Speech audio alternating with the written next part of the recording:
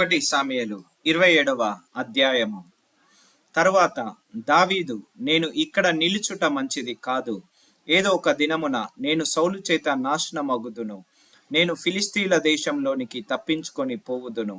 అప్పుడు సౌలు ఇజ్రాయేలీల సరిహద్దులలో నన్ను వెదుకుట మానుకొనును గనుక నేను అతని చేతిలో నుండి తప్పించుకొందునని అనుకొని లేచి తన యొద్దనున్న 600 మందితో కూడా ప్రయాణమై మాయోకు కుమారుడును గాతు రాజునైన ఆకీషు నొద్దకు వచ్చెను.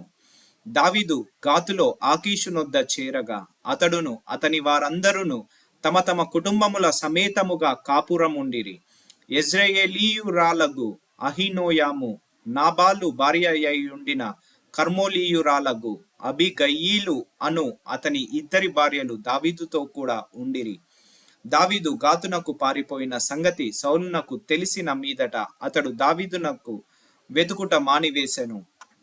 అంతటా దావీదు రాజపురమందు, నీ యొద్ద నీ దాసుడనైన నేను కాపురము చేయనేలా, నీ దృష్టికి నేను అనుగ్రహం పొందిన వాడనైతే బయటి పట్టణములలో ఒక దానియందు నేను కాపురముండుటకు ఒక స్థలము ఇప్పించుమని ఆకీషును అడగగా, ఆకీషు సిగ్లకు అను గ్రామమును ఆ దినమున అతనికిచ్చెను. కాబట్టి నేటి వరకు సిగ్లకు యూదా రాజుల వశమున నున్నది.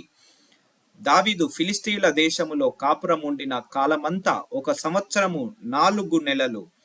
అంతలో దావీదును అతని వారును బయలుదేరి గెషూరీయుల మీదను గెజెరీయుల మీదను అమాలేకీయుల మీదను పడిరి. ప్రయాణస్తులు పోవు మార్గమున షూరు నుండి ఐగుప్తు వరకు నున్న దేశములో వారు పూర్వము కాపురముండగా దావీదు ఆ దేశస్థులను హతము చేసి మగవానికేమి ఆడుదానికేమి ఎవరిని సజీవులుగా విడవక గొర్రెలను, ఎడ్లను, గార్ధబములను, ఒంటెలను, వస్త్రములను దోచుకొని తిరిగి ఆకీషు నొద్దకు వచ్చెను. ఆకీషు, ఇప్పుడు మీరు దండెత్తి దేశములో చొరబడితిరా అని దావీదు నడగగా, దావీదు యూదా దేశమునకును యెరహ్మెయేలీయుల దేశం కేనీయుల దేశమునకును దక్షిణముగా మేము ఒక ప్రదేశములో జొరబడితిమనెను. అలాగున దావీదు చేయుచు వచ్చెను.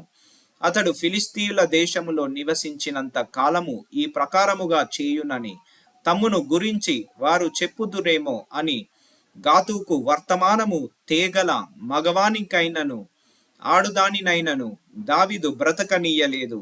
దావీదు తన జనులైన ఇజ్రాయేలీయులు తనయందు బొత్తిగా అసహ్యపడునట్లు చేసెను గనుక అతడు సదాకాలము నాకు దాసుడుగాను ఉండునని అనుకొని ఆకీషు దావీదు మాట నమ్మెను.